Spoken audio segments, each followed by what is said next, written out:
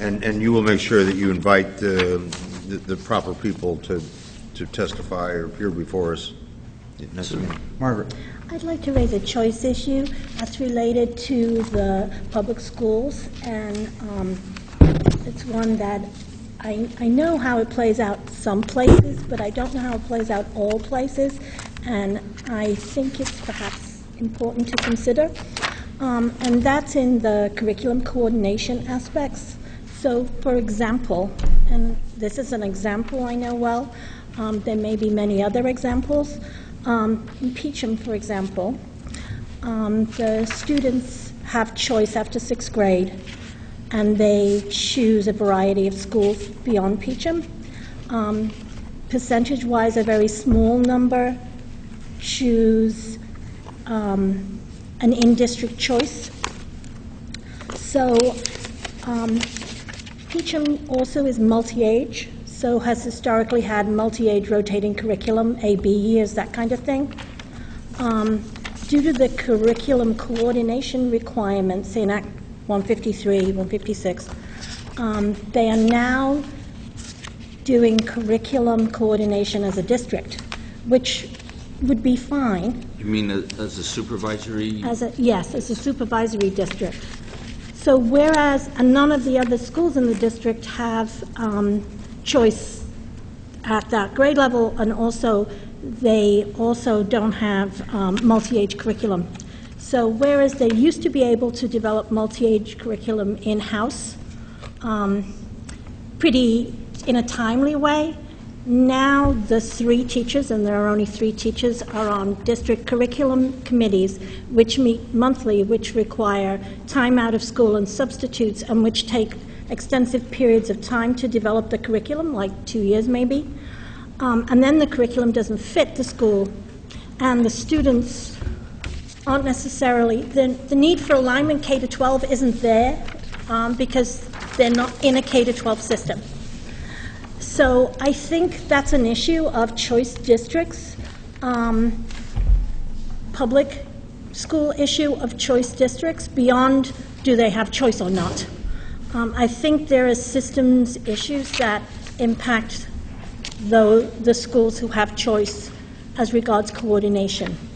And I wonder how extensive that is and who that impacts and who it doesn't, because it looks differently throughout the state. It makes the choice schools more inefficient, and it's costly in terms of time to be in that. You see what I mean? I understand what you mean. The rotation is not something I've thought about at all. I apologize. Yeah. Every supervisory union that has choice comes up with that problem. They're still very clearly in a process of transition. One assumes as they move through it, they will continue. The other obligation is the choice district has a responsibility of monitoring the places where students are choosing. There have always been special challenges coordinating curriculum outside of pre-K-12 because you have students spreading out. Right. I think that they're in different places. I think it's really specific to the school, and partly it's a function of the capacity of the school to communicate, to be blunt. I mean, there are many multi-ages where they have a rotating curriculum like that, and even the whole premise of multi-age is that you have a range of ability anyway, so that you could have 2 grades that you cover in a 2-year span, and you're assuming that you have variability of ability, performance, or demonstrated capacity in there anyway. So you're just using in alternate years a different set of curriculum guidelines, and that's how many people do it. So it's not really a redundancy. It's just that you're focusing on what the district calls 5th grade one year, and you're focusing on what the district calls 6th grade the next year. I think it's just how the school works with the district to make that work. Yeah, it does. And I think it's hard. I would challenge the other piece, because there's so much good research showing about, and lived it in my own school. Even I understand the 6 through 12 piece, but at the K through 6 piece, there is virtue in having some kind of coordinated plan. Otherwise, they do dinosaurs every year, and so there is virtue in having some intentional planning. Right, around that. but in some cases, the intentional plan could be more creative and innovative if it wasn't necessarily aligned with something that doesn't necessarily have relevance beyond sixth grade. Yeah, yeah. And I It think that's depends a on the local communication flexibility issue. I think it's the, district-wide. it's funny, I mean, I talked to an educator, and she called it the puddles you play in. The world is so rich, and and every subject is so rich. It's really, the art of teaching is really what you do within the puddle that you're playing Right, in. and with the standards being so clearly articulated now, that's the framework you're working with. Right. So the level of coordination of, are we doing life cycles through frogs or butterflies is really not as necessary. But what I'm hearing from teachers and what I hear from superintendents and curriculum coordinators across the state is more along the lines of, I don't have time to develop all this curriculum. I want to focus on how I teach and provide engaging and exciting instruction. And if I have to spend all my time writing curriculum, I never get to the how. Well, that would And so be that's the great. trade-off that people are making. And I Yeah. think if a district is perseverating endlessly on the writing of the curriculum, that's a problem.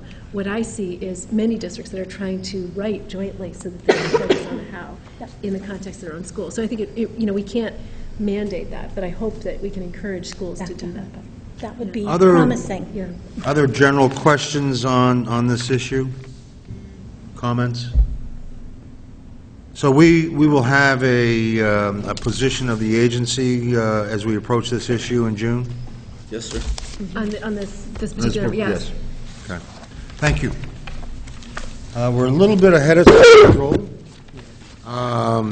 We could take action on the, I assume there's any other comments on the legislative session? I think we covered that before, but if people still have comments. We can go look at Lachlan's locker. Right. Can we take action on the, yes, go ahead. Before the retreat, could we ask Rebecca or form some kind of thing to list the issues on which we might want to take positions as conceptual pieces? It'd be good to be working off of something to frame your discussion. Does it make sense to have a preliminary conversation where the board talks about what they want to know or what they're motivated by, and we could try to massage that? I into- guess I'm malleable. I would just like a structured process of some sort to guide us through. I don't want to steal Carol's thunder, but she's been doing a tremendous amount of work around looking at the board priorities and the board strategic plan and mapping Yeah. some of the work that's been done to the priorities you've already outlined. And there are some places where I think we've seen a lot of progress, but there are also some places where there really hasn't been much. And maybe that's another way to frame it as well. Why don't you bring that point up this afternoon when we're under Okay. item K. In the interest of time, why don't we take action on the consent agenda if people are comfortable with that? So moved. Been moved by Bill, seconded by Lachlan. Any discussion? If not, all those in favor say aye. Aye. Opposed, say no. The consent agenda has been approved. I had one clarifying question. On the minutes, which I don't have in front of me, how many years did we vote for the virtual school? 3. Was it 3? 5 to 3. It was 3? Yeah, we reduced it from 5 to 3, I believe. Okay. And if you have substantive concerns, you can, as my understanding is, you have the, No, I thought that there was just so much debate about Yeah. the 1, 3, 2 And in a the minutes say review. I 3? just wanted to make sure, because I couldn't remember when I read the minutes. Okay, Well, sorry. you want to take a minute to check that, or are you comfortable? No, if the board remembers 3, at that Well, point... but we I'll- want to make sure it's reflected in the minutes accurately. That's what It is. you're- It is, that's It what is, it says. okay. It says 3. All right, so let me call the motion again. All those in favor of the consent agenda say aye. Aye. Those opposed say no. The ayes have it, and the consent agenda has been approved, and we will be in recess till, we may get back here at 1 o'clock? Or is that- yeah. We'll reconvene at 1 o'clock. Education back to order. Had a great lunch, and our first order of business is a presentation by Rebecca, Balanced Accountability Model. I think it's going to be on the screen, so maybe we ought to move ourselves to the audience section. Yeah, it's Okay. over there. We'll find room. You don't have to move. Yes. It helps Scott.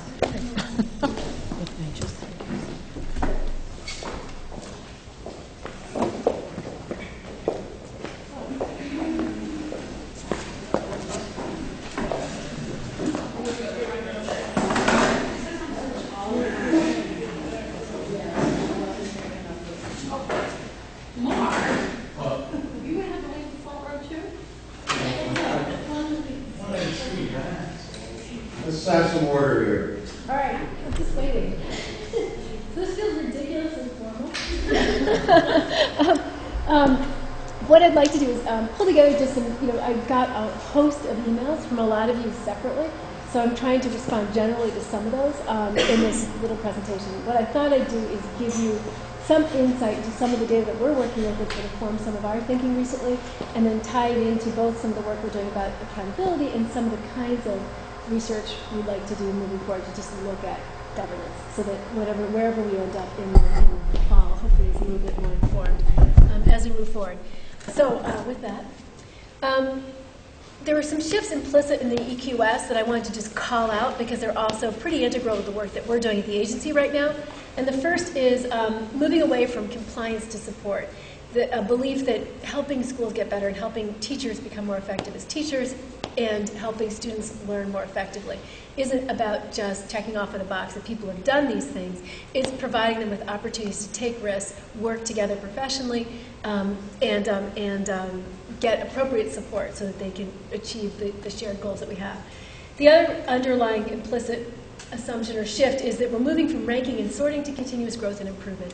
Labeling schools based on their overall student performance in a flat way is just basically telling us the proportion of students that the school serves that are coming and living in poverty currently. And that's pretty predictive. And then when we really want to talk about schools and improvement and getting better, what we need to do is focus on continuous growth and improvement. That's what this is, our game is about. And then the last is we're moving from measuring up, just how well did you do, towards also looking at whether we've provided schools and children and teachers with the supports and the opportunities that they need to be able to realize their ambitious goals. And as I said earlier, if there's one lesson of No Child Left Behind, it's pretty much that having high stakes for teachers is making a bunch of faulty assumptions that really time and experience hasn't borne out. It's not that people don't care and they are deeply motivated. It's that we need a different set of tools and a different strategy to actually help us realize our ambitious goals for kids. And I've never heard a teacher in Vermont say they weren't committed to closing opportunity and achievement gaps and that they weren't committed to trying to help improve learning overall. It's just that somehow we don't have the tools and the knowledge yet on how to do it as effectively as we'd like. So, I just wanted to introduce to you one panel of data to sort of frame the conversation a little bit. This is a panel from our 7th grade reading results, and it's disaggregated by gender and family income. And I could have picked any panel of our statewide data because they're pretty much the same trend. There's some slight variation, but this is pretty much the picture you see. When you look at this, the top line is female students who are not eligible for free and reduced lunch. The next line, which tracks, the next two lines track together, and that's basically males who are not eligible for free and reduced lunch and performance overall. So males who are not eligible for free and reduced lunch track the average.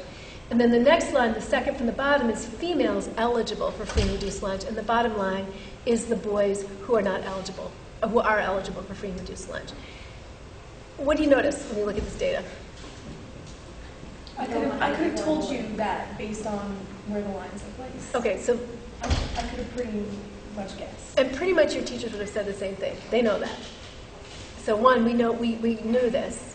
So I think we all feel an impulse, and certainly the education quality standards say we need to deal with this. But did your math scores show the same pattern? A little different. We're seeing some mostly similar I would patterns. expect it to be. Girls tend to outperform. I can give those to you. I can get those. We chose these because this is what I had available, because when we were presenting the kneecaps, we were trying to move people from just looking at performance levels to scale scores. But we do see these patterns generally. And it is generally our low-income boys who do not demonstrate the gains that we'd like. What happened in 2008? Looks like everybody went up. It's hard to know. It's 3-year cycles, though. It could be 3-year cycles. It could be slight fluctuations in the test groups or the test itself. There might be slight changes in format that yield sort of just noise. I think the overall trend, what jumped out at me is, first of all, we haven't really narrowed any gaps, and we haven't really generated gains overall. So whatever accountability system we've been laboring under, it's making us feel bad, but it isn't getting us where we need to go. So that's just something I would just throw out there. I think this still also sort of acknowledges some of the virtue of standardized tests. And I'm not going to say that they measure everything that's important or tell us everything we need to know, but this is one way we do get a sense or a snapshot into differences in opportunities and achievement, because of different background situations, perhaps. And this one, in our case, one of the things that's easier to pull out is this interaction of gender and poverty. Our race scores are complicated because we have such small representation in some schools, and it is, it's the groups, the subgroups within them are so diverse. It's difficult to get clear measures on what's actually going on. For example, in one school, the African American population might be predominantly second language learning Somalis. In another school, they might be Native born Americans, and that's going to have a different manifestation just because of English language needs in one setting and not in another. So that's that. And then the other piece I'll throw out, I just thought this was interesting because Governor Shumlin called it out as well. One of the things that we also know is that one of Vermont's best exports, I think it's worth calling out, is our highly educated students. We do a very good job with... You know when you're doing it, but you're tapping your foot to the microphone station. This is okay. Get my shoes off. There you go. Is that on camera? So one of our best exports as a state is actually our highly educated students. And we send many of our students, particularly our highest performing students, out of state. And one of the challenges we have is they don't come back to Vermont. So when you start to think about the economic future of our state, when you think about the net export of students, that's a problem. And then the other reality that raises for us is, are we sufficiently educating the students who stay here so that they're able to sustain our economic viability in future? So keep going. So just wanted to throw out hypothetically, as a board, when we talk about education quality, for me, it's also linked to economic sustainability. And we saw 36 budgets go down this year. We anticipate that we'll see more budgets go down next year. And as budgets begin to go down and this tension of economic sustainability begins to take hold, what we see is schools making very, very hard choices that adversely impact teachers and students and the quality of the learning that can take place in those environments. So we're very worried about that, and we really see education quality as linked to economic sustainability in those towns. So some of the issues that we've been talking about are the number of students who are trained for jobs that are available. Is there an alignment between what we're preparing our students to be able to do and the kinds of opportunities that will be available for them in our community? And I've already talked to many of you about the way technology, for example, is transforming the workplace. It is also transforming school and the way we do school, but inconsistently across the state. And that's a challenge because many of the students, if they don't have the kinds of 21st century skills that you acknowledged in your education quality standards, that might have worked for them 25 years ago. It probably will not work for them moving forward. We really have to rise to this challenge of providing equitable opportunities for all kids. Skipping down a bit, we are looking at the proportion of voters who are working, the proportion of voters with children in the schools, and the fact that Vermont is an aging state. One of the things I keep hearing all the time is, well, we need to increase the transfer from the general fund to the ed fund. Our general fund is going to decline because as we have an aging population and people begin to retire, we are not going to have the capacity to generate those revenues the way we had in the past. And so we're mindful of that and thinking about what that means for the future of our schools. And then other sustainability issues that are real. We have, after 17 years of uninterrupted declines in enrollment, we serve about 20% fewer students than we did 20 years ago. That has not been consistent across the state. There are communities, Arlington's seeing increases in enrollment, Burlington is seeing increases in enrollment, Stowe's increasing in enrollment, Norwich on the east side of the state is seeing increases in enrollment. Think about what those communities have in common, and think about where we've seen the greatest declines. There is a migration of population within the state that is going to have implications for how we do school, whether we experience it now or we experience it in 10 years. And part of it will be, as a state, how do we strategically respond to that in a way, again, that preserves this equity of opportunity for kids that's so, so important to us. And then there's this last reality, and I spoke a bit this morning about the special ed modified block grant. But we have seen in our own data between fiscal year 90 and fiscal year 13, a 97% increase in full-time special education professional staff, 178% increase in special education aides, and a trivial increase in the number of students that we serve who have identified disabilities. That's not sustainable, and we have a compelling obligation to make sure every child receives the opportunities that we can provide them. But we also have to ask ourselves, is the way we're going about this the way that's going to best create opportunities for kids, and also is it economically sustainable? And certainly my concern, I've been fairly transparent about it, is the reliance on one-on-one paraprofessionals sometimes, I think, precludes some children in some situations from getting access to a highly qualified teacher, and that's something we're working hard on to try to incentivize some change. Second question? Yep. Is there any, that was from 1990 to 2013, is that right? Yep. So is there any difference in terms of how the classroom environment has changed, or what the expectations are that might make, Well, there are, in terms of our children more difficult than they were?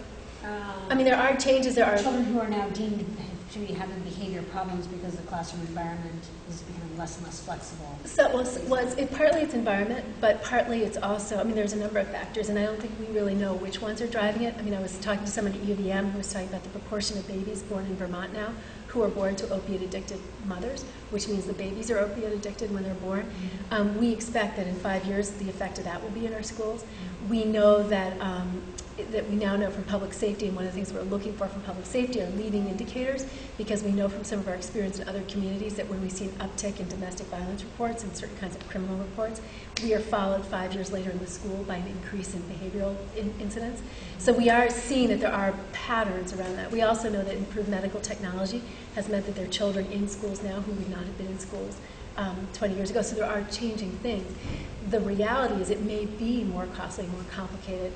We also know more, and there are, I think because we know about the plasticity of the brain, for example, we also have a sense of potential that we didn't have perhaps 25 years. So where we might have just put someone off in a resource room 25 years ago and said, forget it, I think we now know that many more kids than we ever thought was possible actually can be supported and learn to levels where they're able to live meaningful lives and support and work in their communities. So I think we have that sense of obligation too. That's, again, your role as a board is to look across the state, step back to 30,000 feet, and ask is there a way to support this so that we get good outcomes for kids, but in a sustainable way. The other thing we're struck by at the state level is what we do see is differing opportunities to learn. And I'm going to give you a couple examples of that because they're worth noting, because when you think about the charge of Brigham, we had Brigham 1 in terms of increased equity and input. We still haven't had sort of our Brigham 2 moment where we look at what we're getting for what we buy. And what we still see across the state is that when you're in one town versus another town, there's very different opportunities for you as you come through school. Some of them are quantifiable easily, some of them aren't. And you'll be fully transparent about that. But the data we have doesn't fully let us get at that right now. Hopefully when we get to education quality reviews, we will. So these are 2 middle schools. This is SEC data. This was reported to us by the school, so this is their listing of courses. And I offer this as an example. These 2 middle schools both feed into the same high school. And this was brought to my attention by a superintendent who was talking about the different opportunities that kids get in different schools that feed into his one program. And just to offer it as, to reflect on, what you see in one school is much more elaborate opportunities around concert band, chorus, and music electives. They're not coming to school for math. And so there's a very different kind of experience if you're in school B that doesn't have any of those options. Similarly, school A is starting, where is it? Language. Foreign language. What are sections? What does that mean? It's how many sections of the course they have. So they might have. Okay, yeah. So they have. So for example, school A has 7 sections in all of math, and one of them is algebra, and the other school has only 2 sections in math. But you get a sense of some of the differences. Oh, and they offer French, and so the issue is when these kids come into the same program at the high school, some of these kids are starting behind, and that is 2 issues. When you talk about people feeling like you're strong and you're with your peers, the kids from the smaller school are not starting at the same level as the bulk of their peers. And that's an interesting position to be in, particularly when you're sort of a minority population at school. The other issue is it creates cost, because it has implications at the high school level for how you staff to make sure that those kids have access to language opportunities, because you have to offer more introductory level courses than you might have in a different setting, potentially. And that's the way the superintendent posed it to me. So it does create different options and choices. And then the next one. And then the other issue is just sort of the value for dollars. And one of the things the legislature keeps asking us is, well, what's the ROI? What's the return on investment? And I don't need to tell this group how difficult it is to answer a question like that, because so much of what's powerful about a school is very difficult to measure. And that's why when we talk about balanced accountability, we'll talk about some of the more qualitative measures that are important as well. But just to give you one example, particularly look at schools C and D. These are two schools that pay about the same amount per pupil. School D, the one in the middle, actually pays a tiny bit more. They have very similar homestead tax rates. You can see they have a huge difference in per capita income in those two towns. The town on the left is much wealthier. So even though they've got the same tax rate, the one on the left has more resources behind it. And that's a very simplistic way of presenting it, but that's true, trust me. I'm not giving you the name because it doesn't matter, because we could have picked a number of schools to make this argument. Keep going. So here's what you get. Here's what you get for that same tax rate and that similar per pupil expenditure. What you see is a lot more depth in one of the schools. And the one I would just pull out is if you pull out School D. What you don't see there is what you see there. The most advanced course that they report is junior math, and they're not calling it pre-calculus. I would just think about what the implications are for post-secondary options for kids who come out of School D versus School C. Just food for thought. Next one. Same thing in science for the kids who are, fanatical science fans. Very different opportunities in school, spending the same amount, same tax burden. One of the goals of this board was really educating students for citizenship, to participate in civic life in their communities in an informed and engaged and educated way.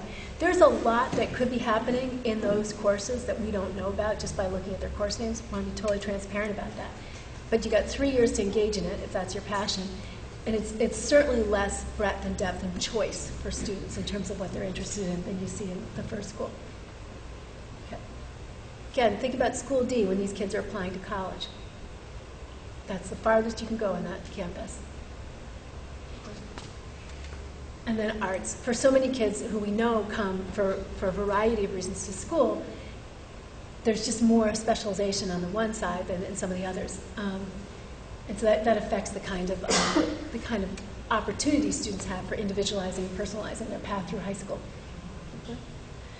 The other challenge we deal with in the state is this whole issue of meaningful data. And we are a test-based accountability system currently, because this is the only statewide metric we have to really compare and evaluate schools. And what you see here is, this is an 8th grade science report from the Lowell graded school. Some of you may have seen this. I've actually looked at some of your schools, and some of you are getting score reports like this now in your own areas, which is no data. We cannot release the data for these students because to do so would be personally identifying students because the numbers are so small. And historically, we have been reporting 3rd through 8th grade data together, and I will talk to you about why that's problematic. But if you think about it just from a mathematical point of view, the only way we've been able to give a lot of our elementary schools data is by averaging percent proficient across grades 3 through 8. And if you think about the readings you did for this meeting, you cannot average averages across grade levels for a whole bunch of reasons. It just shouldn't be done, and we should not do it moving forward. But it's also creating some false comparisons. So for example, a middle school that has only 7th and 8th grade is thrown into the same pool as an elementary school that has grades 3 through 5. And I can tell you, when you look at the distribution of the test takers against the cut scores, some of our tests are much harder than others. So if you're ranking people based on those average scores, and one school's including the harder grades and another one isn't, you've already leveled, sort of stacked the deck a bit. It just isn't a meaningful indicator. But to get away from that, we're going to have to increase the number of schools that get reports like this, which effectively means they have no accountability data at all. Another serious limitation with test-based accountability in Vermont. And in some cases, we also have lack of meaningful data about performance. When the power of test data is to give you some indication of performance over time. And if you've been in a small school, and many of us have, you know that that it's a tricky thing, because classes are different. They have different personalities. The composition is different. You have different students. Maybe 3 students move in who are less well prepared, and it will skew your grades. This is the distribution of test scores, the mean score for schools for the 11th grade math test. And on the left-hand axis, the y-axis, is the average scale score. Across the bottom is the number of students in the school.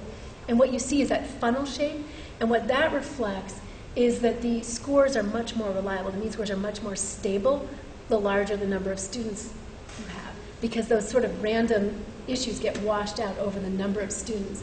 And what you see on the left-hand side with the very small schools is a lot of variability, but also volatility. What we see is schools that are in the lowest proportion, lowest part, in one year may be top scorers the next year, just because of who happens to be moving through a particular grade.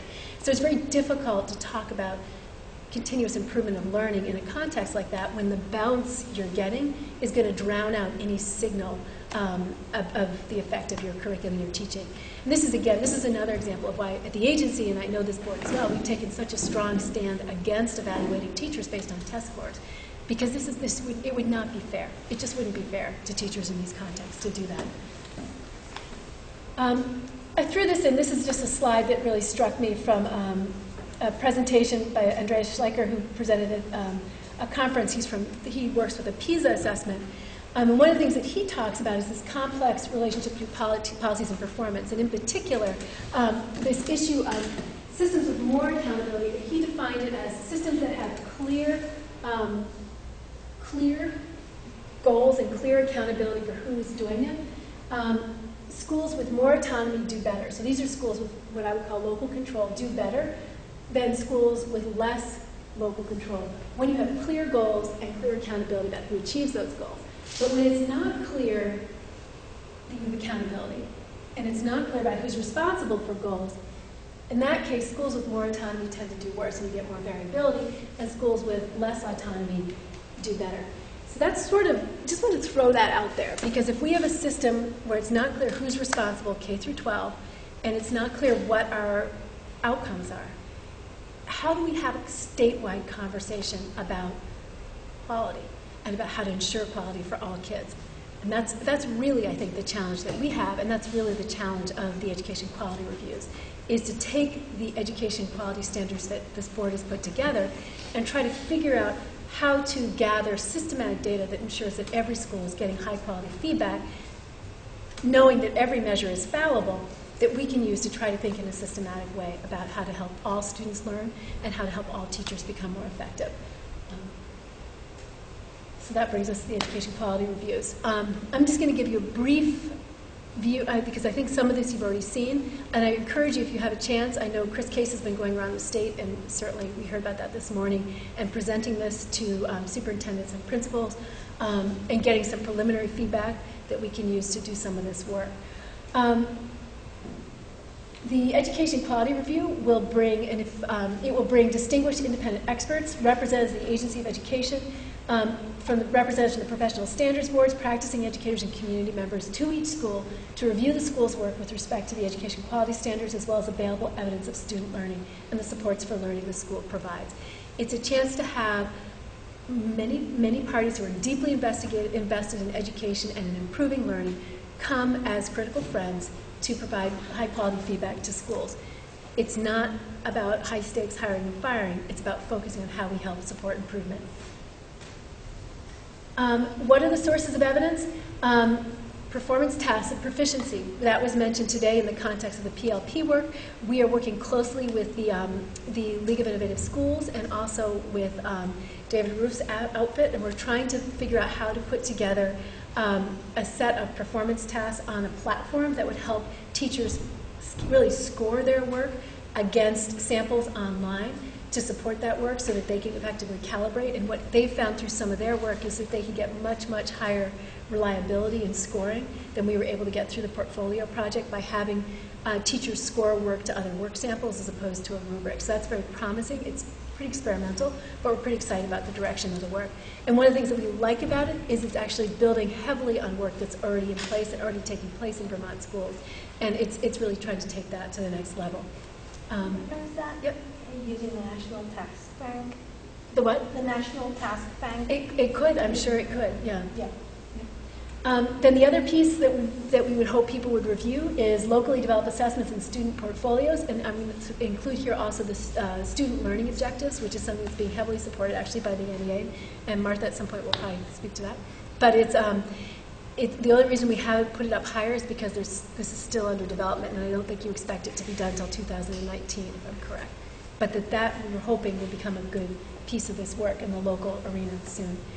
Another piece that we think is absolutely critical is surveys of students, parents, and educators. I went through the board's objectives and your strategic plan and was struck again and again by the emphasis that you had on putting in student voice. We don't systematically ask students about their experience in schools. We don't ask them about the school climate and the culture and how that shapes their experience in learning. We don't ask them about self-directed learning and opportunities to problem solve and make mistakes. These are things that this board has articulated are critically important in education quality standards, but we don't currently have a way of assessing that. But I was actually at the Learning in Place conference talking to a young boy, he must have been 7th grade, and he was talking about what questions I should ask on a survey. And the one thing he said, it was wonderful, I want to hire him. He said, well, you should ask us, do you have opportunities in school to direct your own learning and figure out how to solve problems by yourself?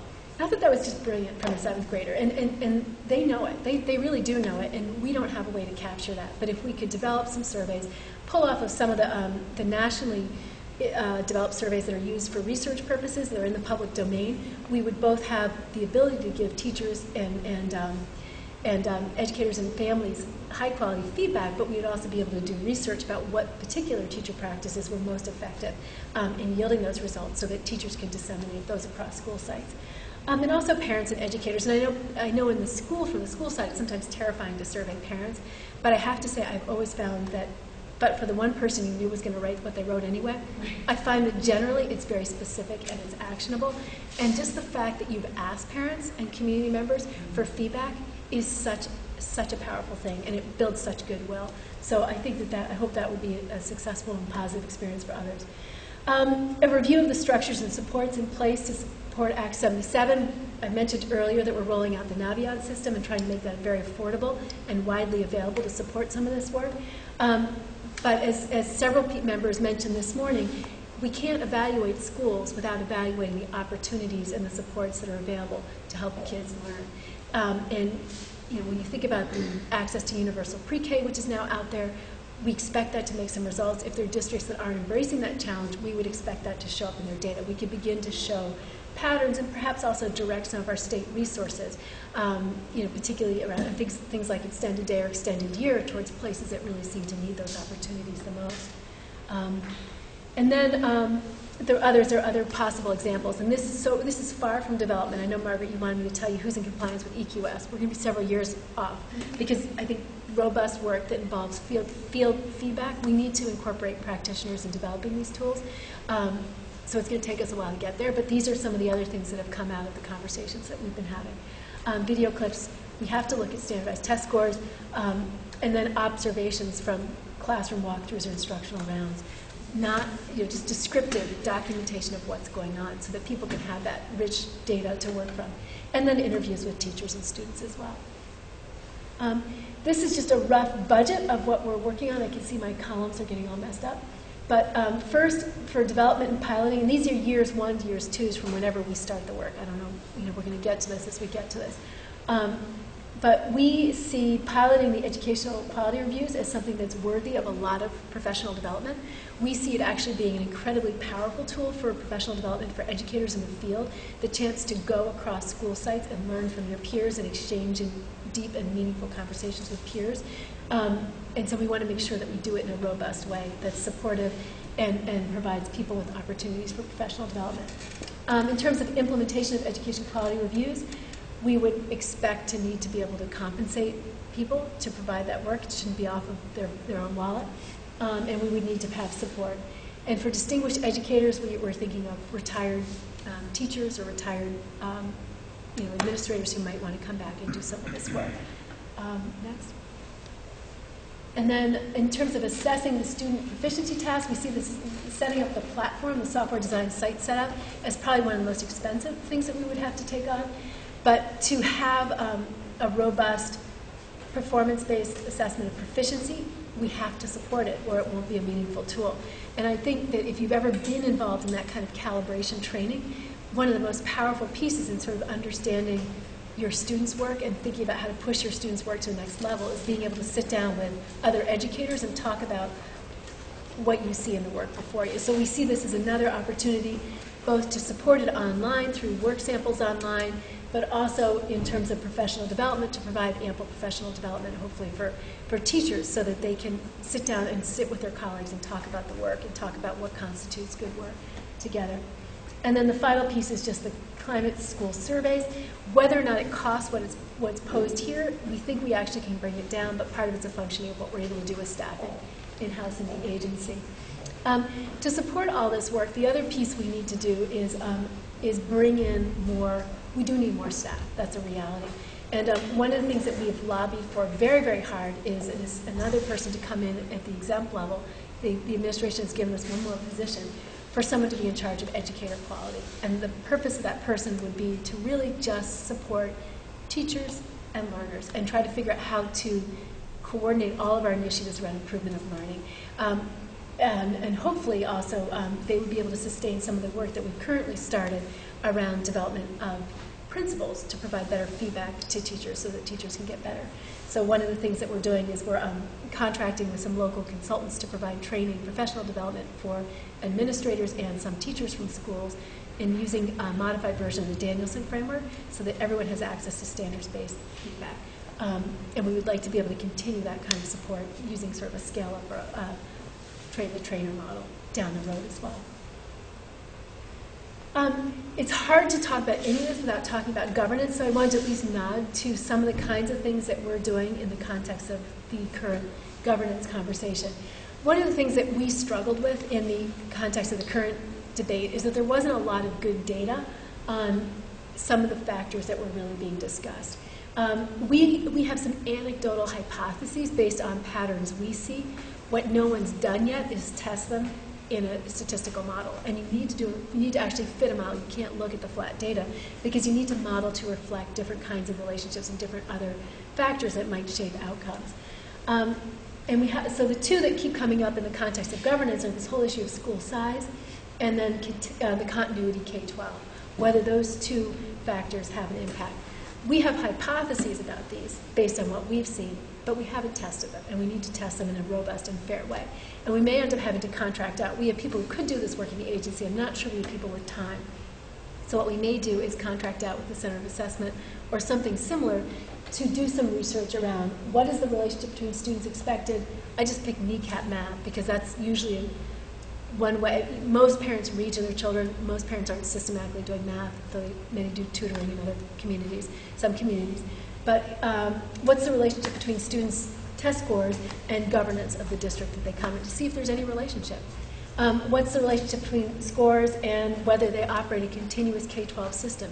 What we have seen in some places is anecdotally that when there is disruption, it sometimes does suppress learning. So we want to see if that actually holds across the state. And then what is the effect of being a very small high school on outcomes? We probably also have to do the same for elementary schools. We actually think you'll find different results at different levels. It's not going to be uniform. So we need to look at elementary separately from high school based on just some of our preliminary analysis of the descriptive data. And what's the relationship between per pupil expenditure or per pupil expenditure on administration and the governance of a district a student is in? And that may be technically challenging because trying to figure out what is administration and what is the per pupil expenditure, there are many, many different ways to count that, whether you're counting the phantom students, whether you're counting the small schools grants, whether you're counting all the title money that is apportioned, but not apportioned consistently across districts because of the way Title I operates. It becomes very difficult. So with all those caveats, we probably have to fit this several different ways to get a good story. And what is the relationship between those, again, and tax rates and district size? PP and tax rates and district size. And so the strategy is to fit some kind of statistical models that control for the effects of race, English language learner status, incidence of poverty, and what we're calling ruralicity, how rural your school is, because we do think that that is, in the context of Vermont, a factor that, that affects us. This is very preliminary. This is not fleshed out. We are a ways from having a robust charge, and we also welcome any feedback or input before we design it, or as we're designing it, to make sure that it's a robust. So you're thinking that the agency would do this in the next few months? I think we'd like to start it, and again, it partly it depends on the availability of someone like the Center for Assessment to do some of this work. Yep. Another independent variable to go in there is mother's educational attainment. And the problem is, do we have access to that data? Yeah. It's a hard one. Yeah, you're right. Far stronger than poverty. It is. As a predictor. It is.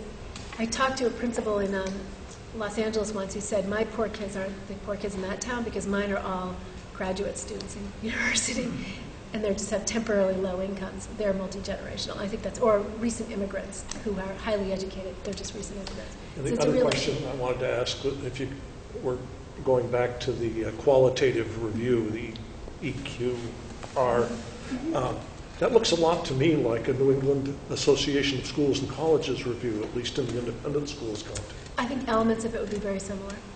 And those reviews are being done on public schools now, are they not? Do you But have not access to them? High school. But on high schools, we would do this at the Yeah. elementary okay. level as well. We're proposing, and it's sort of like the public school approval reviews, but we're saying everyone. We're saying everyone. And one of the things is that's a little different in the public school sector is right now the only schools that get what we call the hard touch are the ones that are identified under No Child Left Behind as problematic schools. And what we're saying is that everyone should be eligible for review and for continuous support to get better. Can you get outside data from the New England Association of Schools and Colleges? So, for example, could you compare Maine to Vermont? Oh, we probably could, but it would, yes. We also could have, I mean, my assumption is if the school was doing the ask here, they might want to use some of that data for the education quality review. We certainly are not trying to duplicate, because schools have enough to do. Yeah. Do you know what year that public school approval process stopped? I don't, probably when they took the division out. Do you know, Vaughn? Where are you? I know Carol that might that know. was based on, prior to public school approval standards, not so much educational quality standards, and it was written, inputs, like you have a librarian, 0.5 if you have X number of kids. But it did totally tie to budgeting, because people would say, oh, well, we can't cut that from the budget. We're required to have that, right? We're required to have everything that was in public school approval. And it was pretty easy to point to what was required because it was basic.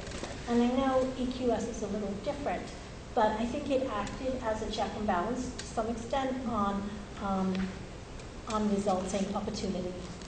And I think that's because the- we haven't had it for right. 10 years, I think that's part of the impact. Right. Yeah. Well, I think the other piece of it is when you get down to very small proportions, it's very hard when you have a 0.2 foreign language teacher or 0.4 foreign language teacher. It's very hard to hold them. Well, I'm not supportive of In the necessarily late having it 90s, that way. Karen, yeah. In the mid-90s, it stopped. Late 90s, because the 90s. the first school quality standards were approved in 2000. That's right. So it's been about That's right. 15 years that we haven't had public school approval, and this is sort of the new equivalent of that, this system they're talking about. Well, except it's not contingent on approval. It's about systematic Right. continuous Right. feedback. And Right. It's the same. And it's a way to Outside check. eyes coming This is in. the aspiration of the education quality standards. Let's see how you're doing. Here's some data you can use to think intentionally about how to improve. And then I mentioned this because several of you had emailed me about this separately, but I just wanted to tell you about some other things that we're doing to follow up on governance internally anyway. One is that we will be working with BSA in particular to survey superintendents, and hopefully with VPA, I haven't finished that, but we are working on some initiatives with VPA around support and development, professional development, including initial certification, working with the CCD and VPA to see if there's a way to support some of that, to support principals. And we're also mapping. We're doing some interesting mapping to try to identify patterns. So we're generating maps of superintendent and principal turnover. It doesn't look like there's a relationship between superintendent and principal turnover. There does seem to be some slight relationship between preliminary, so I won't won't say it yet, because it's so preliminary. But, and then we're also looking to collaborate with various stakeholders to develop a handbook for districts that want to pursue voluntary red formation, just to make it easier, recognizing that not everyone is going to do it, but if you do choose to do it, it's an incredibly complicated process, and we might as well make it as easy for districts that want to pursue that as possible. So we met initially already with members of VSBAT, VSA, and the VPA and VSBA, and a number of superintendents and business managers from districts that have done REDs or been involved in RED formations, and we're going to try to draw off the collective expertise of that group to begin to map out sort of a how-to guide so that, that districts that want to do this can have that as an option or a support. Why VSBAT? VSBAT just has a tremendous amount of expertise and knowledge around what goes on in schools. They call it risk management because they see what system failure looks like from the insurance side.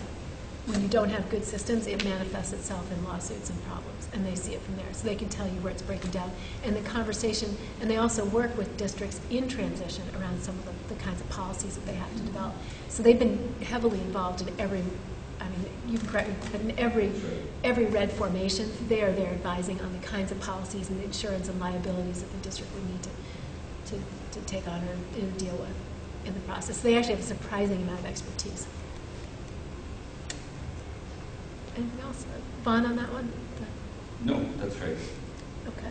Isn't there currently a handbook on the RED procedure? It's like 20 pages long. There's a template, and then there's material on grants. Part of the problem, yeah, there's a lot. I mean, there's a lot of work for districts even prior to deciding. I mean, there's a series of things, legal, sort of political, sort of cultural, community conversation work, you know, economic assessments. There's a whole range of factors that you have to address even prior to leading up to a decision to make a RED. And so trying to provide some guide through that process for people you want to consider whether this is the right option, what are the kinds of things you need to think about so that you can make that decision in an informed way. And then once you make that decision that you want to pursue a RED, how do you manage the economic, political, legal, community you know, considerations in a way that makes it less painful and more smooth and expeditious. We've learned a lot, and it's, well, the session was hectic, but it's time to get that down so people moving forward can benefit from what everybody's done up to now. I think the concern we have is that we do see that regardless of what governance happens, my suspicion is that there are some schools that are going to either close or they're going to pursue governance consolidation out of necessity. I mean, we have individual schools in the state, a couple that have had 5 or 6 principals in 5 years. They've cut programs. People are leaving. They particularly are finding larger numbers of families tuitioning their kids out.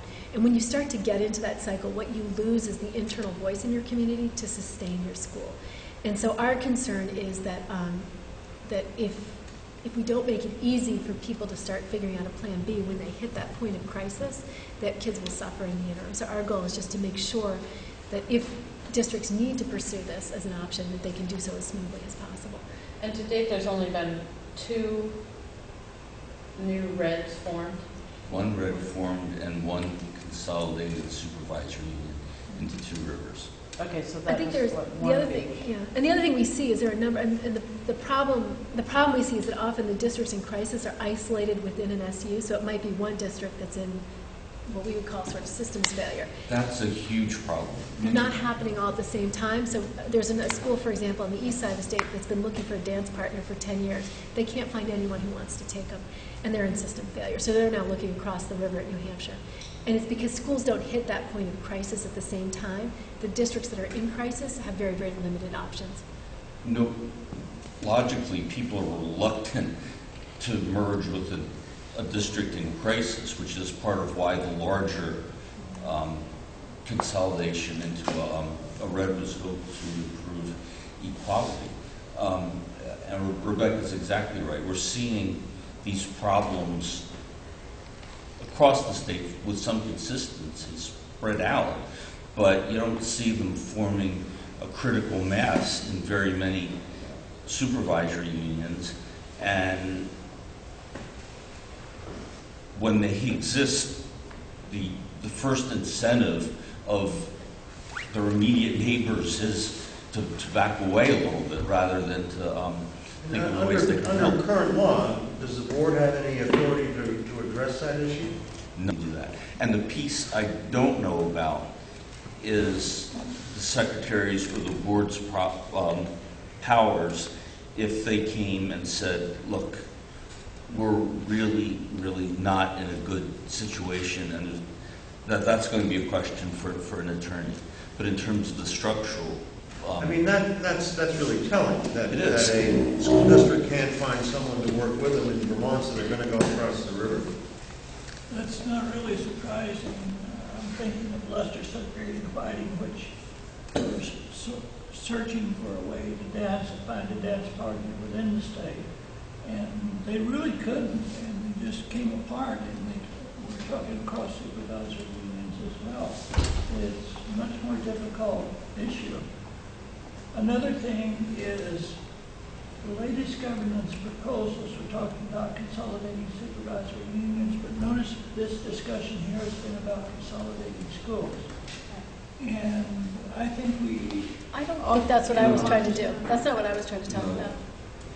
Well, that's what comes through in the message.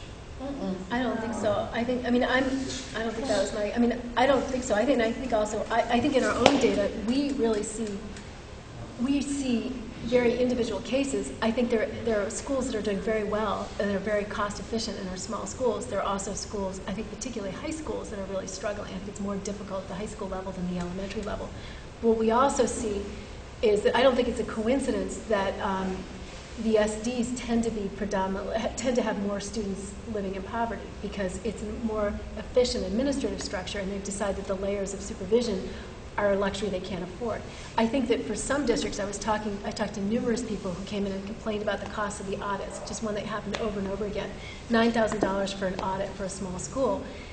There were 4 other districts in the same SU spending the same amount in audits. If you consolidated governance, you could do one audit for all those schools, and you've just freed up money for professional development, and you might keep your building open.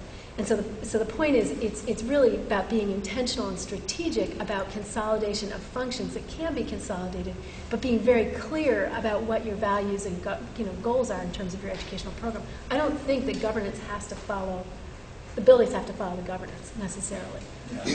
My point was not to say something against it, but just simply to say, let's put this on the table. I do agree completely that we should consolidate those things that should be consolidated: money, finance, personnel, human resources, curriculum, the list goes on.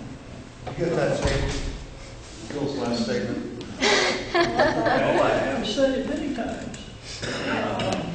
But I don't think we should shy away from the school issue as well, and we should put that on the table and deal with it on the table. That's all I'm saying. But the answer to that question might be different in different places as well. I'm sure it would be. Rebecca, is it possible to get a copy of your PowerPoint? Sure. I just have to make sure. I saw one editing error. I can't stand it when I do that. Okay. No, whenever you're ready. Yes, yes. I just wanted to point I'll out. send it out to the board. Yeah, in the case of that district who's looking interstate, they're looking interstate, I believe, for educational reasons and balance in terms of offerings and size. So it's a smart decision. It's not necessarily a bad thing that they weren't able to find an in-state partner. They are looking for a partner that will see them as an equal partner rather than a partner who could potentially consume them. Potentially. Well, I think so, except for them, their concern was the only other district they were able to find was a district in crisis on the other side of the river. Right. And so what you now have is 2 districts in crisis joining, whereas their point, the reason they were trying to find a Vermont partner is because there was more stability on the Vermont side of the river. They don't see this. They see this as their last alternative. They don't see it as their first choice. To emphasize Rebecca's point, HA83 was willing to allow supervisory districts, the study committees, to put a lot of assurances in that schools would stay open unless there were for example, special majorities to close and things like that. I know, in addition to Rebecca, that Richard, Kate, and Armando felt that more schools would stay open if we could move into larger units, that they could be, in some cases, you might consolidate grades across school. We've got schools operating the same grades that are tiny, and you could walk between them. So you might get those kinds of changes, but they certainly felt that you would ultimately keep more schools open, and the law was set up so that a lot of reassurances could be given to localities that are concerned. I think the issue, it's just that, the issue is if our goal is what we're calling Brigham 2, which is really ensuring that everybody has access to high-quality opportunities to learn, and that the children who need it the most are having access to those opportunities to learn.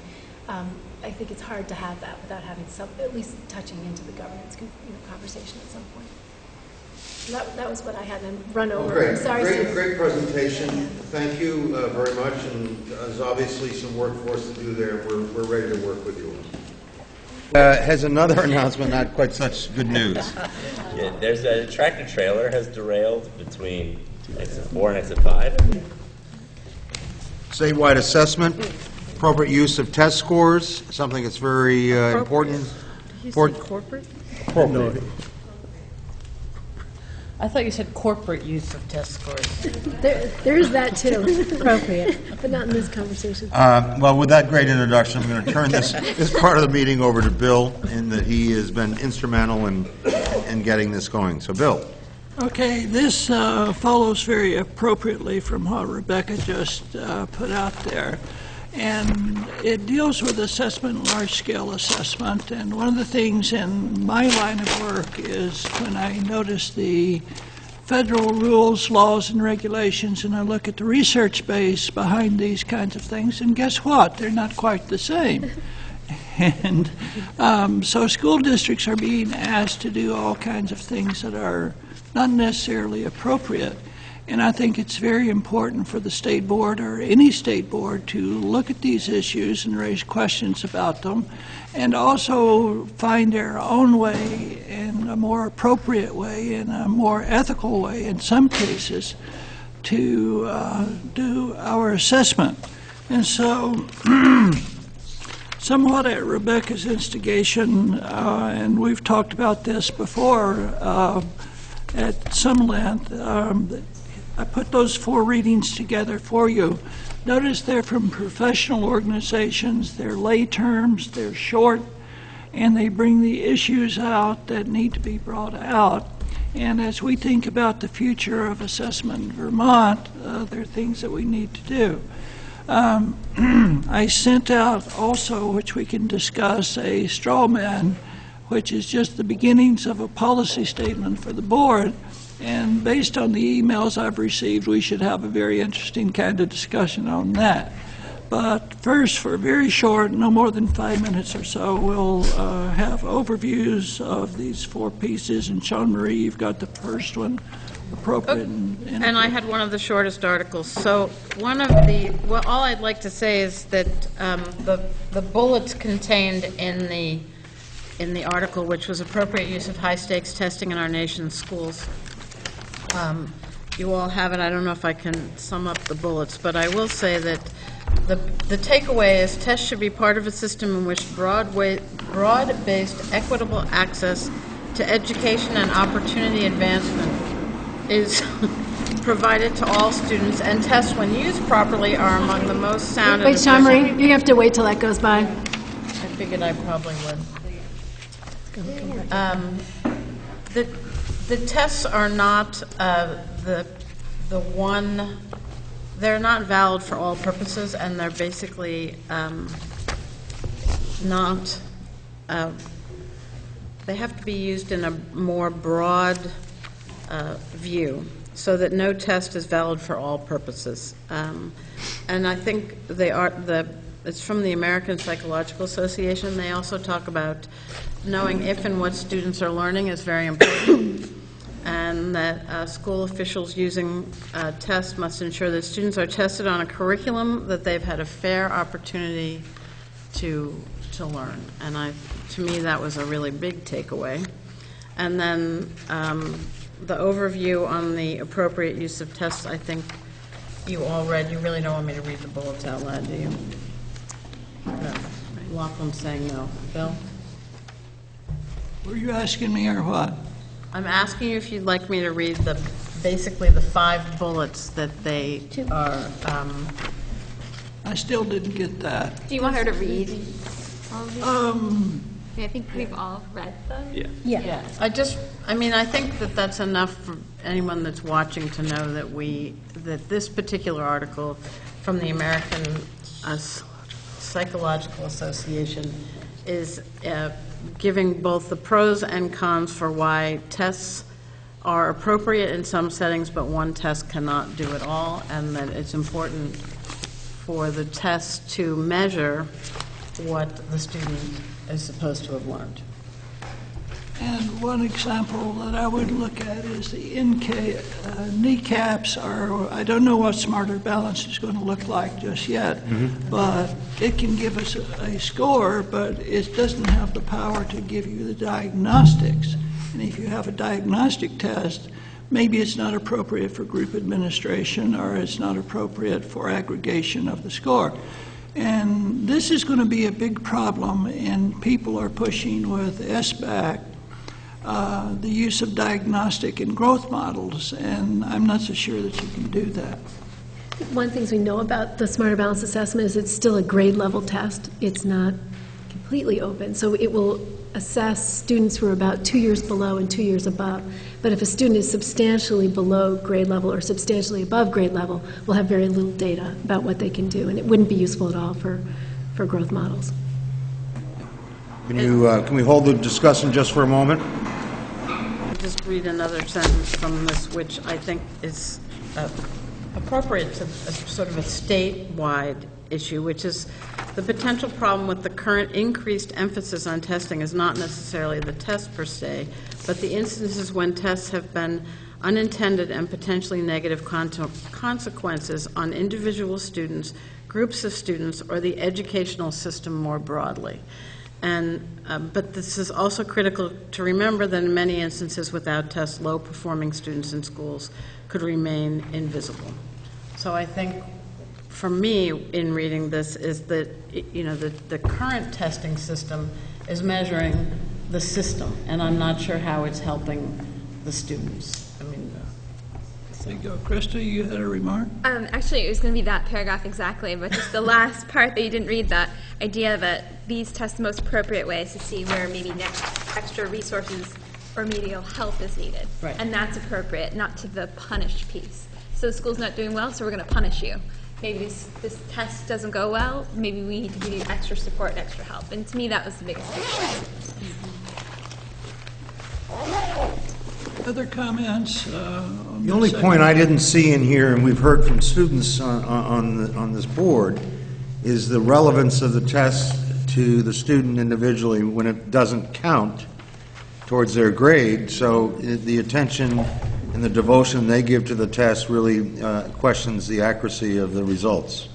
I mean, yeah, I actually struggled this year with whether or not to take kneecap tests because I knew that it didn't affect me, and I already didn't really believe in them, but then was pressured by teachers and administrators by being like, well, we're such a small school, if you don't take it, that could bring down our score, and what's that, and are you ready to have those consequences that could come if we fail a third year?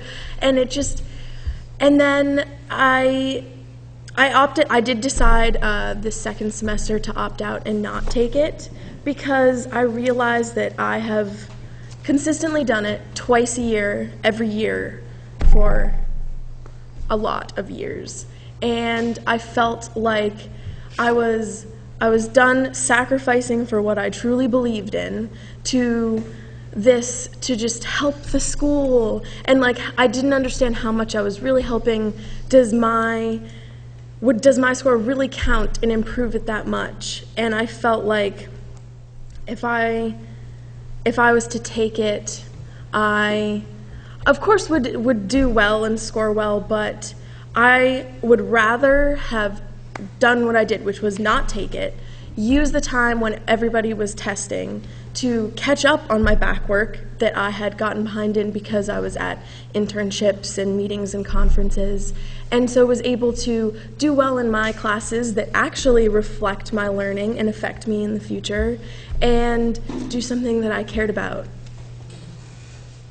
I don't know how widespread that is, Bill, but it's, I think it must be an issue in the accuracy and the dependency. I think it raises real issues. I haven't really seen a lot of research on that. That doesn't mean it exists, but you can get fierce discussions about this, and it distorts what we're getting.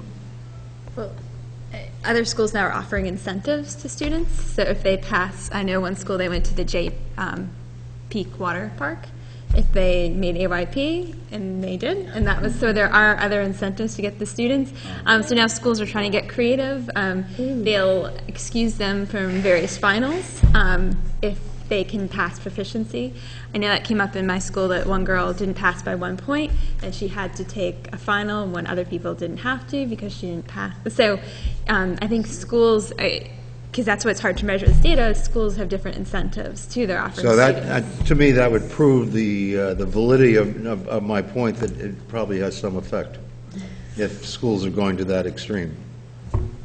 Wow. I think what's interesting is actually how much we've invested in the test, which is just an indicator. It's like checking your oil. You stick it in, you say, oh, I'm low, I need to add some more oil, or I need to add some more resources to this district to support better outcomes. But what we've done is we've invested so much energy into the test itself, which is just an indicator. And that goes into what the next article is about too. Right. Okay, Krista? Okay, I mean, that was a good segue in trying to invest into the different areas. But this one is from Incentives and Test-Based Accountability in Education. It's put together by National Academy of Sciences, of National Academy of Engineering, and Institute of Medicine, and the National Research Council.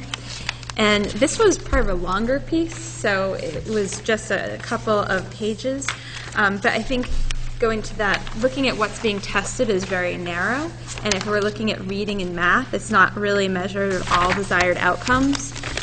It goes on to talk about there's nothing really about characteristics of learning, and if we all think that's so important, but there really is that you need characteristics of creativity, curiosity, persistence, values, collaboration, and socialization, but you get none of that from this type of assessment, and you really can't judge that. That there really is kind of what we expect out of schools and what we get from these tests really don't match. And then ideally each performance task would be linked to just one task you're trying to learn, but a lot of times there are multiple things being tested or inadvertently being tested. And then also the idea that you see this distortion happening, that really when you're focusing just on that test and then you then are kind of pushing aside maybe some of the other things that would actually have a better outcome in the long run. So for that short-term goal of a test, and you boost those scores by those test-taking strategies, and you are then just really focusing on the test, it's not really the process, and then the outcomes are not really the desired that you would like. That was just a overall. Okay. Does anyone like anything about testing? Yes. I'm so surprised it's you, but I'm thrilled to hear it. You need different information for different audiences. What you're looking at the state level might be different from what you're looking at the school level and it's an individual level.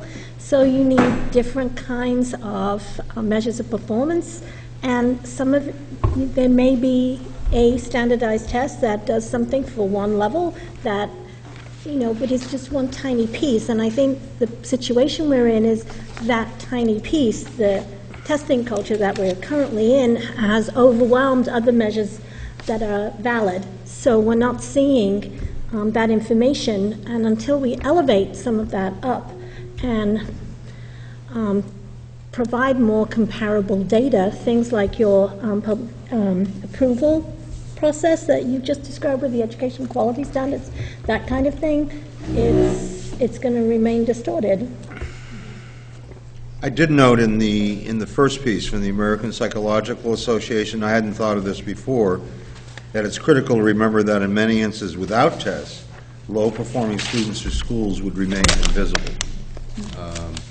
But I would certainly think there's probably other ways that educational regulators could determine that without tests. Mark? Yeah, I think school board members like to see some form of testing because it helps to validate why they approve budgets to go in front of voters. I know I, for one, I don't know, about 17 years of being on school boards, I've always been very frustrated having test results given to me because we're never, on one hand, we know it's just one piece of the puzzle, but it's about putting all the pieces of the puzzles together. And I think that probably the most frustrating thing of being a school board member is understanding when a superintendent, a school, a system is actually working. But certainly tests help you put that together. And I think as school board members, we also look at it different. And some rely on that information greater than others.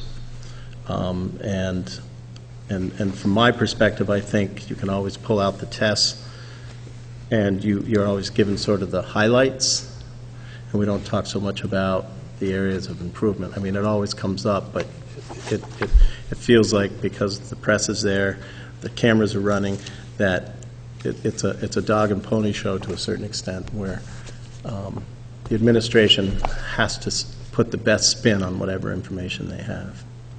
Lachlan, Stacy, and then Krista. Well, I think in response to Rebecca's question about whether any of us like testing, so when I was... I had to like taking them. Well, yeah, different than like taking them out. Testing is just general educational policy. So when I was in kindergarten, No Child Left Behind was signed.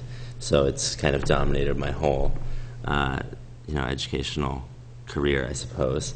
I've lived in 2 different states. I, did kindergarten, first grade here in Vermont, and then I did 2 or 3 years in Massachusetts, and then back to Vermont.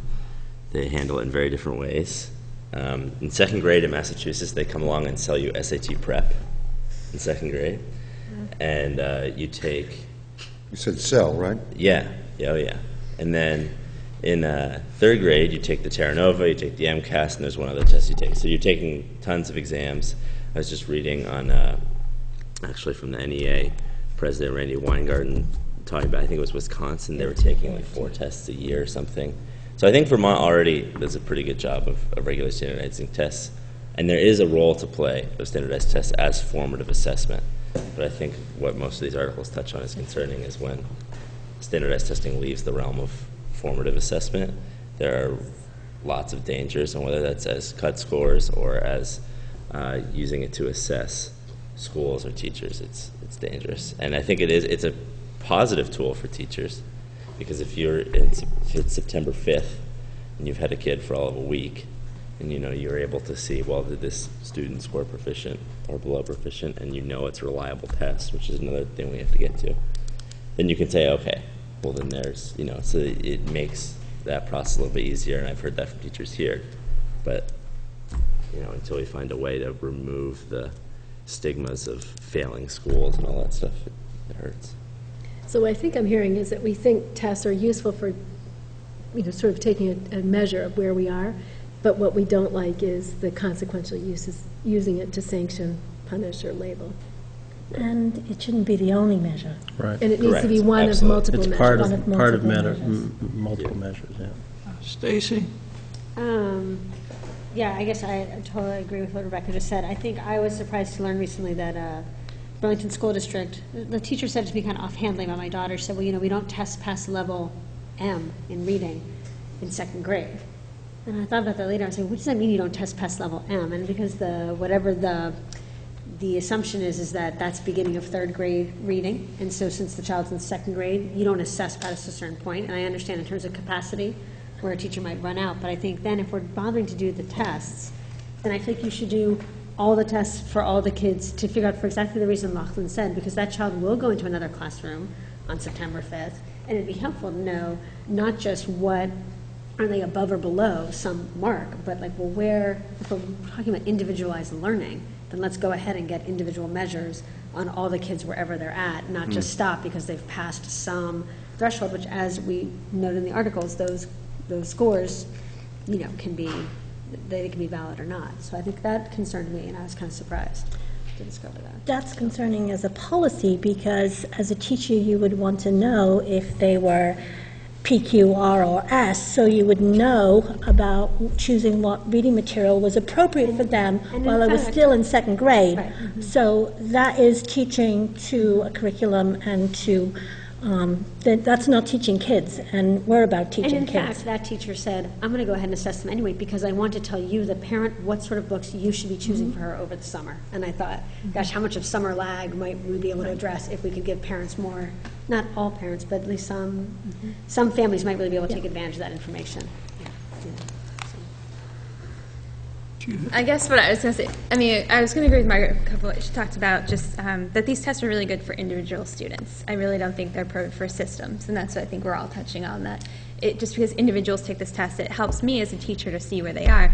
But I don't like looking at the results for the first week of students, because I want to know who the kids are. Like, I don't want to see what this test result, because that one day they went in and took their GATES test last spring. I just took the GATES with my students a couple of weeks ago, and then their 10th grade teachers are going to get those results. What if somebody came in and had a really bad day, or they didn't feel like doing the test, or so I don't like judging just on that one assessment, and that's where I think it's dangerous to use these one score, one reading test as this one child, this is their ability, this is exactly where they're at. I think that's dangerous, and that's why, as a teacher, I use it, but then I use it with a grain of salt. Like, okay, this is where they were on that day in June. Let's figure out where they are today and move forward. And that's why I just want to reiterate that systems piece. And then, Lachlan, you picked up on this idea of these are formative, but we've been using them as summative, end-all, be-all. And if it's really a summative, you should have multiple attempts. But we don't have multiple attempts. So if you take the kneecaps and you don't show that you're proficient, you don't see it again until next time you take it. We don't have another try, and that's one of the downfalls of some of these tests, too, the multiple attempts. I need a political lesson. I mean, why is this issue still so difficult? For the reason you just discussed, which is that before we tested students, we ignored whole subgroups of students who were not adequately served, and still aren't. Frankly, we wouldn't know that we weren't serving particularly our low-income, our boys who are living in poverty disproportionately compared to others. I think also in terms of, it became a political solution that we're going to do Nickleby and tests are going to reform, and here we are at 2014, and Lachlan spent his whole school career under this law. Let me assure you, it has not held him back, though. He's done quite well in spite of these difficulties. Wasted some time. But Quite a lot. it hasn't closed the achievement gap. Everybody didn't become proficient in 2014 as the law promised. And this is the big thing that comes out of this paper is test-based reforms, which is no child left behind with more tests and more penalties. Well, guess what? The achievement gap is just as big as it was when it started. It hasn't done that. And when this article here says 0.08 standard deviations improvement for math in the elementary schools, well, that's not much. And if you talk about having an effect on high schools or having an effect on reading, it really hasn't done that. And so it's like, politically, we bought into a system, put it into federal law, and it just simply hasn't worked, and it shows no promise of working. Yet we're saddled with it, and we're spending all this time and money doing testing, making everybody mad and angry, and it's not paying off. Well, I understand why it was probably instituted in 2001, and I'm still on the political part here, but and Rebecca makes a great point, and I understand that. But I just don't understand politically, with the change in governmental control, why there hasn't been more flexibility, more change here. I don't know if it's relevant to this conversation, but it is relevant. And we were having part of this discussion at lunch is that who we get as Secretary of Education made a difference Arnie Duncan stayed there and he bought into these policies, if Linda Darling Hammond was the Secretary of Education, the whole world would have been different. And by then we have a huge paralysis in Congress anyway. And some of the private school, charter school operators want to show public schools as failing, and we have a testing system with cutoff points to guarantee failure. And so there's a political advantage for people who are really saying less role for public education, less role for public governance. The bill passed with like a bipartisan coalition of stupidity, and then we've been like slowly chipping away at it. Careful, it's one of your own people. And that was my section, because you assigned me number 4, Bill, cut scores, and I read your piece, and then I read the piece Rebecca, that Krista sent, but Rebecca, I couldn't, when I went to his website, the link didn't work for the one you sent, and when I went to his website, you couldn't read, is it Jonathan Yao? It was, you couldn't download them to read. They were in 3 formats that I couldn't read on my Mac. So I never got that. I can pull them for But you. I summarized and sent you a summary yesterday or the day before, the weekend, of my reading about the cut scores. My question, and it's one for you, Rebecca, in that, right now at a state level, we have the test scores. You're talking about other data in terms of quality that we will have. But in terms of student assessment data, Act 77 leveraged to a systems level innovations that were going on in some schools but not all schools, and it was recognized that these are good practices, all schools should do them. And so that's why we're all doing personal learning plans and multiple pathways. We used to have portfolios at a systems level that were a bit more balanced, as opposed to, we didn't just have test scores, we had test scores and portfolios. So what should we have at a systems level around performance assessment to tip the scale a little bit?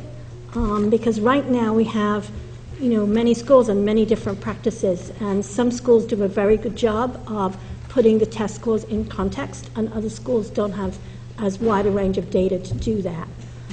So can the system do something about that? I think the emphasis on the performance tasks of proficiency, that's intended to do that. It's supposed to hit some of the same kind. What's going to hit the we're starting with the 21st century skills, the transferable skills. Right. But it's supposed to demonstrate learning and give students an opportunity to demonstrate their strengths in arenas that aren't sampled by the standardized test. And the purpose in having the scoring supported by the work out of the Center of Assessment and David Roof's group is that it allows us to do so in a more calibrated way.